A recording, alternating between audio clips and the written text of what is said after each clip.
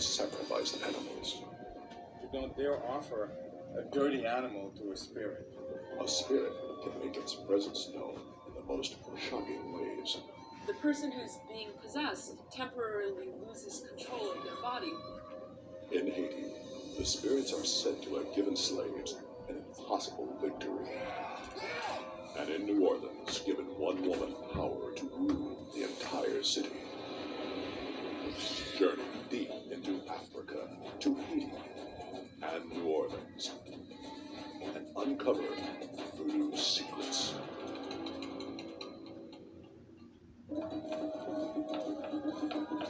$60 million people around the world believe in Voodoo. For them, it is an established religion that may even predate Christianity. Its rituals include animal sacrifice and spirit possession. To those on the outside, Voodoo is filled with dark secrets and mystery. It's said to have mysterious powers to bring good fortune, to heal, and punish enemies. But those who practice Voodoo say Voodoo is the most misunderstood religion in the world. A lot of Americans believe that Voodoo is either a collection of magic or an evil satanic practice, and really it's not either one of those things, it's a religion. But how did an ancient religion become associated with evil and curses? Voodoo practitioners blame popular books and Hollywood movies for demonizing their religion. Like zombie. One book or one movie can actually spread the word of misconceptions to the general public, because the general public is not aware of what the religion actually is. On the surface, Voodoo imagery invokes black magic and darkness to outside eyes. But the item most identified with Voodoo, Voodoo dolls, is not part of the religious practice. Some people have this idea that that's what we do. We sit around all day sticking pins into dolls that represent our enemies. It has nothing to do with reality. Voodoo is a religion with a dramatic history of West African origins, triumphing over the evil of slavery in Haiti, and giving one American city a unique culture and flavor. The best way to uncover the secrets of Voodoo may be to travel to Benin in West Africa, the epicenter of Voodoo. It's here that the Voodoo religion began so long ago that no one knows when it originated. They can only be sure that it's ancient. Voodoo is as old as the creation of a country, our people here. It's as old as human beings on this earth. The tiny West African nation of Benin offers a rare opportunity to see Voodoo as it's been practiced for centuries. In the Benin tribal language of Fon, the word Voodoo means one thing: spirit. And serving spirits is what Voodoo is all about. Voodoo followers worship a supreme god whom they believe created the universe. They believe this god is too almighty to directly intervene in their daily lives. Between the supreme god and mankind are countless Voodoo spirits, each with their own domain of influence. There are spirits of wisdom and war, fertility, death, even a spirit of the sea. The isolated Benin village of Beji has a population of 3,000. The village serves a Voodoo spirit called Sapata.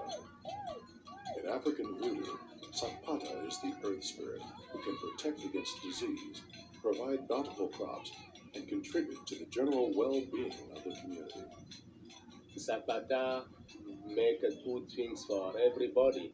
It is why when you come and you have problems and you go to see Zapata, you will get benefit, you will get solution for your problems. But for Zapata to provide for the village must honor and serve the spirit. The village believes one way to honor the spirit is through animal sacrifice. In voodoo, honoring a spirit can bring good fortune. Ignoring the spirit brings bad fortune. The village will honor Sakpata by holding a voodoo ceremony. They will ask Sakpata to bless the village and provide food and protection. The festivity begins with singing. The villagers hope will call the spirit Sakpata down to them. It's not the same drum rhythm for every spirit, and it's not the same song for every spirit. Every spirit has its song, has its dance. This cave is the village's shrine to the spirit Sakpata. Inside, a voodoo priest offers the spirit water to determine if it will grant permission for the ceremony. The spirit accepts. Offerings are one way voodoo practitioners believe they can honor the spirits. For the spirit Sakpata, common offerings include water, alcohol, and palm oil. But what the spirit wants most is blood. This ceremony will offer Sakpata the rare sacrifice of a young bull. I know that some people are repelled by the idea of animal sacrifice. We kill animals the same way that we would kill them normally, to just butcher them for ordinary consumption. We don't torture the animal, we're not morbid, we're not bloodthirsty about it. When we kill the animal, the blood is for the spirit and the meat is for the congregation. In voodoo, the purpose of animal sacrifice is to give the spirit the power and nourishment to do good things for believers. Blood is very important in voodoo because blood is actually what you feed the shrine to help the communication. It's the best food you can feed your spirit. To voodoo believers, it's essential to capture the animal's blood as soon as possible. The fresher the blood, the more essence of life the spirit can take in, and the more empowered the spirit will become. In the final moments before the sacrifice, the congregation gives the bull a message to take to the spirit, Sakpata. With the message given to the bull, it's time to dispatch the animal to deliver it to the spirit, Sakpata. No blood is wasted. The sooner the warm blood can be offered to Sakpata, the better. Goats are taken directly into the shrine, and the spirit can be offered the blood even more immediately. That is the first jet of the blood that we put on the voodoo. That is important, like food to voodoo.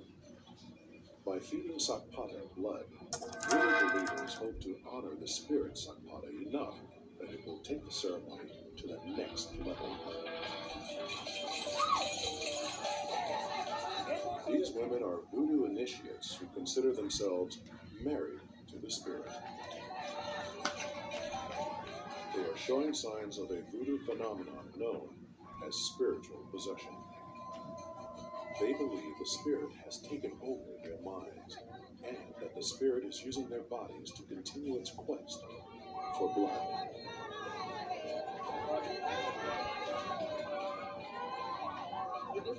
This is a very long video on Voodoo, We are not the tasting shaman, blood. It's the voodoo spirit. witchcraft of West Blood is Africa. for the spirit. That's why when we are having a ceremony, it's our husband who is tasting the blood, not us. Those who experience voodoo possession I'm in going to Africa, skip Haiti, to another part of this video. To cure the disease. The use of cowrie shells in diagnostics here is not much different than the use of bones, tarot cards, dice, to read the future, to find out what's going on. It's a method of divination.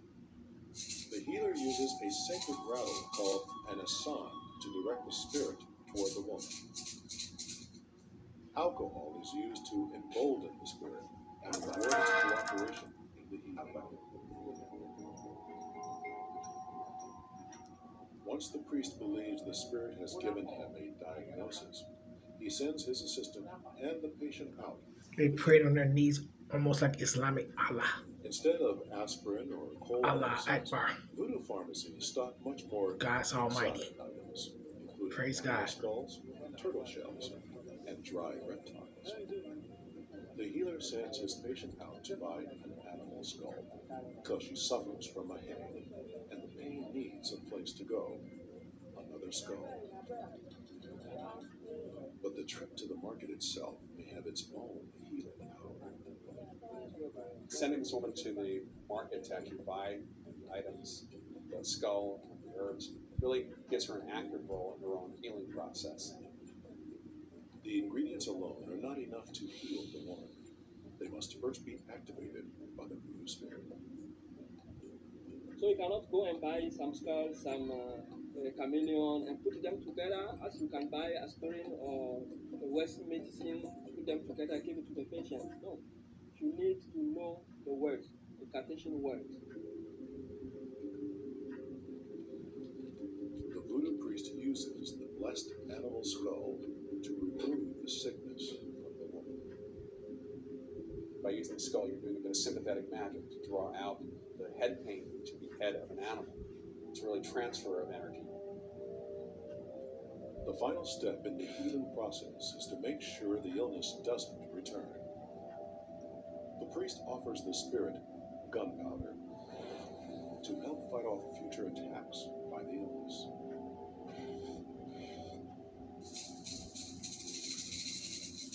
According to the shows, the priest judges the treatment a success. The mind can convince the body that it is healed or is going to be healed, and it will somehow start processes happening in the body to speed up the healing process. Just as many believe voodoo has the power to heal, some believe voodoo can be used to hurt or even to kill. Next, in Haiti, a voodoo curse is believed to be responsible for killing 200 people. Haiti. 90% of the Caribbean nation practices voodoo. On September 11, 1997, a brand new Haitian ferry sank just 50 yards from shore. 200 people died. Investigators determined the boat was overcrowded and its escape doors were locked. People on board gathered on one side of the vessel, causing it to capsize. But angry crowds were certain a rival ferry owner placed a curse on the sunken ferry. In Haiti, nothing happens by chance or by luck. The notion of luck just doesn't exist. Things occur because there is a cause, there is a reason. And usually the cause is witchcraft or sorcery. As revenge, angry mobs torched the rival owner's property and his ferry. The story of how Haiti came to believe so strongly in voodoo is rooted in one of mankind's most evil practices, slavery. Between the mid-1600s and mid-1800s, nearly 12 million slaves left these West African shores. They took nothing with them but what they carried in their heads and in their hearts. Their voodoo religion. When you have lost your identity, everything has been taken away from you. The only way you can survive is to refer to your religion. Many West African slaves endured a 3-month voyage to a Caribbean island called Saint Domingue, a French colony that later would become Haiti. Upon arrival in Haiti in the 1700s, slaves from different tribes were intermixed to ensure they didn't speak the same language. Even so, the slaves had two things in common: their French oppressors and voodoo. The French feared the coming together of Africans because they didn't know exactly what was being planned. Fearing the power of voodoo, the French tried to force it out of the slaves' hearts and minds. And what the Catholic missionaries had thought was to just simply get rid of the African tradition and replace it by Roman Catholicism. But that didn't happen. The slaves found ways to secretly practice voodoo during Catholic ceremonies.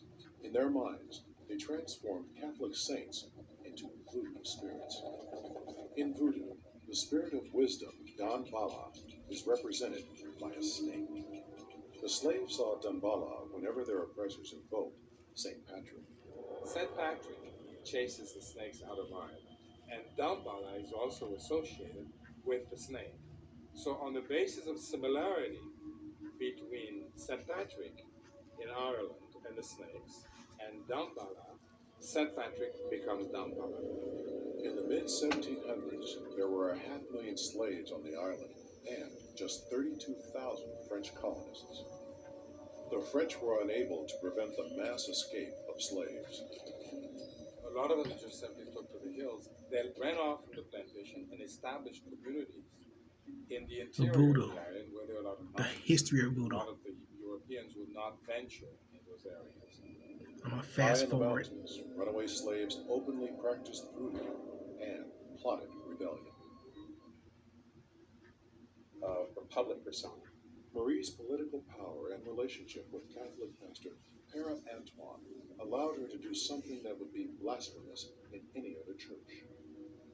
Marie Laveau could conduct what were, in effect, voodoo ceremonies. And the thing is, I heard of Marie Laveau before. Largest Catholic church, New the Orleans, cathedral Louisiana. of the Louisiana Purchase. In the 1830s, one incident is alleged to have convinced all of New Orleans of Marie Laveau's voodoo powers. A wealthy man's son was on trial for murder. His lawyers told him his son's case was hopeless, so he turned to Marie Laveau. In desperation, the father offered Marie Laveau a house where she could use voodoo to free his son. To accomplish this feat, she spent weeks praying at St. Louis Church, undergoing a form of self-torture for the cause. She placed 3 excruciatingly hot guinea peppers in her mouth and held them there for hours. Guinea is a name for Africa in many voodoo circles. The spirits, like the spirits of voodoo, always take pity on great suffering. You notice a lot of blacks, And African so when Americans, she offered have to French suffer last on names. behalf of her intention, they heard her. On the morning of the trial, Marie Laveau snuck into court. She put the peppers Laveau that is had the been in French her name. mouth under the judge's chair. Some believe the spiritual energy of the voodoo-infused peppers caused the judge to set the man free. Legend has it the freed man's father rewarded Marie Laveau with a house on St. Anne Street. Now, that's the spiritual explanation for what happened in this story. The political explanation is that she knew the judge. Regardless of how she freed the man, most of New Orleans now believed Marie Laveau could use voodoo to sway the city's justice system. In July 1850, an incident occurred that only strengthened the city's belief in Marie Laveau's voodoo powers. She was a staunch opponent of public executions that were common during her day. These were public hangings, and they were very dramatic, and they were treated like Mardi Gras parades, and so thousands of people came. Jean Adams and Anthony DeLille were sentenced to hang for the murder of a black slave girl. They had been incarcerated in parish prison. Marie Laveau had spent the night with the 2 condemned men, praying for them, and she promised them that she would spare them from the public humiliation of hanging. The double hanging of Adams and DeLille was set to take place at noon on July 17, 1850. But not if Marie Laveau could use voodoo to stop it. High noon on July 17, 1850. A public hanging was about to take place in downtown New Orleans. Jean Adams and Anthony DeLille were sentenced to die for the murder of a black slave girl. So that morning, just before noon, was a beautiful sunny day. The sky was deep blue. The crowds were gathered. There were thousands of people, according to the newspapers. Many in the crowd noticed Marie Laveau's arrival. She was known as the Voodoo Queen of New Orleans. She was also a staunch opponent of public executions.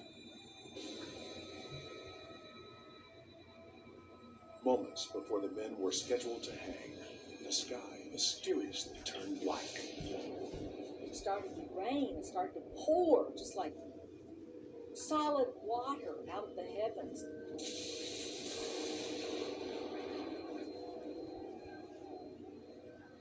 Then the moment of truth arrived. See, With the opening of the trap door, complete shock. Gasp. And this tremor ran through the crowd because the men had fallen to the ground below. Their ropes were gone. To many witnesses, there was only one explanation. Marie Laveau made this happen. That she was trying to spare them the humiliation of the gallows. With a belief system like Voodoo, it's very simple when a powerful figure like Marie Laveau is involved to make the connection between a sudden shift in weather and the guys falling out of the nooses. That becomes more explainable by Voodoo than it is by coincidence. The men were later hanged again.